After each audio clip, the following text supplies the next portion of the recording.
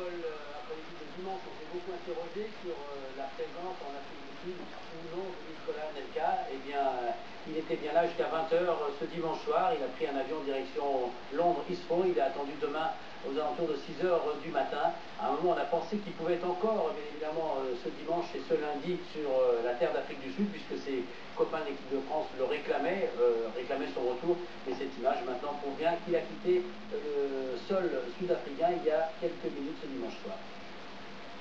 Voilà pour ce document exclusif. Cette journée de dimanche a été riche en rebondissements du côté de Naïsna, avec sans doute en climax d'intensité Raymond Domenech qui s'est présenté devant la presse et qui a lu une lettre rédigée par ses joueurs. Regarde. Donc c'est un communiqué des joueurs. C'est un communiqué des joueurs.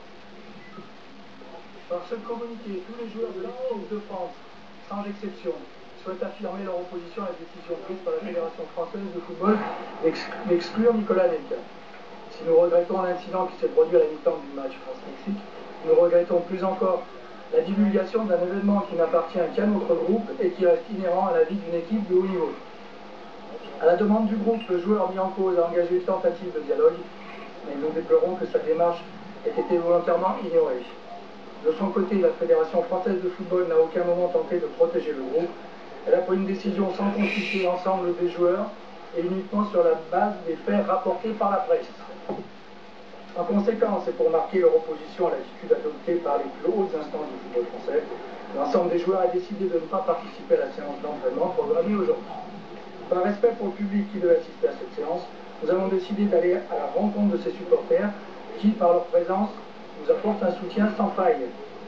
Pour notre part, nous sommes conscients de nos responsabilités, celle de porter les couleurs de notre pays, mais également celle que nous avons à l'égard de nos supporters et de leurs cadres et éducateurs, bénévoles et des innombrables enfants qui gardent les Bleus comme modèle.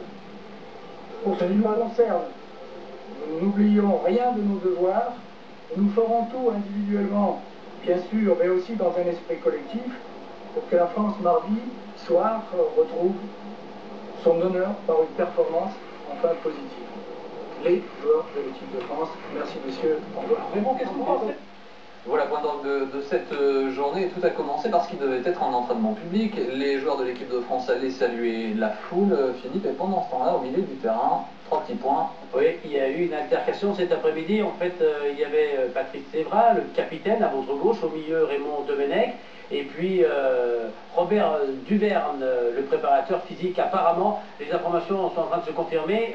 Patrice Evra, Domenech viennent d'informer le préparateur physique qu'il n'y aura pas d'entraînement, car il y a le refus de l'équipe de France des joueurs. Et Robert Duverne ne comprend pas ça. Et puis,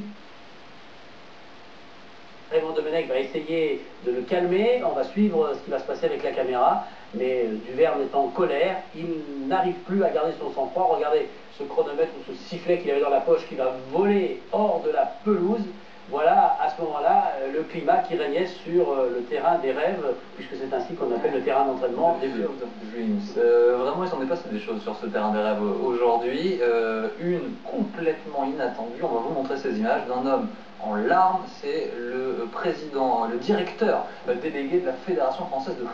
Jean-Louis Valentin, qui était venu en conférence de presse il y a quelques jours pour dire que le groupe essayait de vivre correctement. Et il a littéralement craqué, voyant ce qui se passait, puisque ça a été la surprise pour le président Escalette qui n'était pas là, pour tous ceux qui entouraient le staff des Bleus.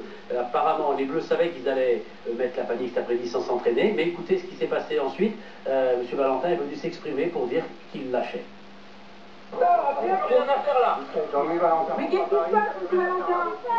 Qu'est-ce qui se passe?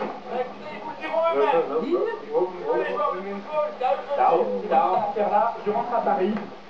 Maintenant, que chacun assume ses responsabilités, moi j'ai pris les mêmes pour ce qui me concerne. Qu'est-ce qui se passe? Il y a un sélectionneur, il y a des joueurs. Chacun assume ses responsabilités. Moi je suis un administratif de la fédération, un salarié. Je suis monté en ligne quand il fallait, pour défendre ce que j'estimais être l'intérêt de la fédération. Ne me demandez plus rien. Je considère que ce qui se passe cet après-midi est un scandale. Un scandale pour les Français. Un scandale pour les jeunes qui sont ici. Un scandale pour la fédération et pour l'équipe de France. Qu'est-ce qui s'est passé? Et donc dans ces conditions, je démissionne. Dans ces conditions, premièrement, ils ne veulent pas s'entraîner. C'est inacceptable. Demandez-le leur. C'est pas à moi de vous le dire, je suis pas le porte-parole des joueurs. Vous savez, pour ce qui me concerne, c'est terminé. Je quitte la fédération, je quitte naturellement mes fonctions. Vous êtes dégoûté, c'est clair, je suis écœuré et dégoûté. Voilà donc cette journée riche en émotions qui avait commencé ce matin sur le plateau TF1 avec Franck Ribéry, là aussi au bord des larmes. Oui, qui n'était pas invité, Franck Ribéry, dans un premier temps, puis il est venu dans les coulisses et bien sûr il a pu s'exprimer. Et son credo c'était de dire je suis triste, maintenant il faut nous laisser travailler, on va essayer de gagner ce fameux 3e match. Vous allez écouter quelques-uns de ses sentiments. On est en train de souffrir et il n'y a pas que nous, c'est la France qui est en train de souffrir, c'est notre pays. Et je vous dis honnêtement, je suis en train de parler, c'est mon cœur qui parle, et je vous dis honnêtement, je suis en train de souffrir. Je vous dis honnêtement, on n'a pas été bon. On n'a pas mouillé le maillot comme on aurait dû le faire. Et là, on est en train de rentrer dans un truc que tout le monde est en train de se foutre de nous, c'est-à-dire dans le monde. Et là, on dit trop de choses à l'extérieur. Moi, à un moment donné, j'étais le premier à aller voir les journalistes, à parler avec eux. Ça me faisait plaisir. Maintenant, j'ai plus envie.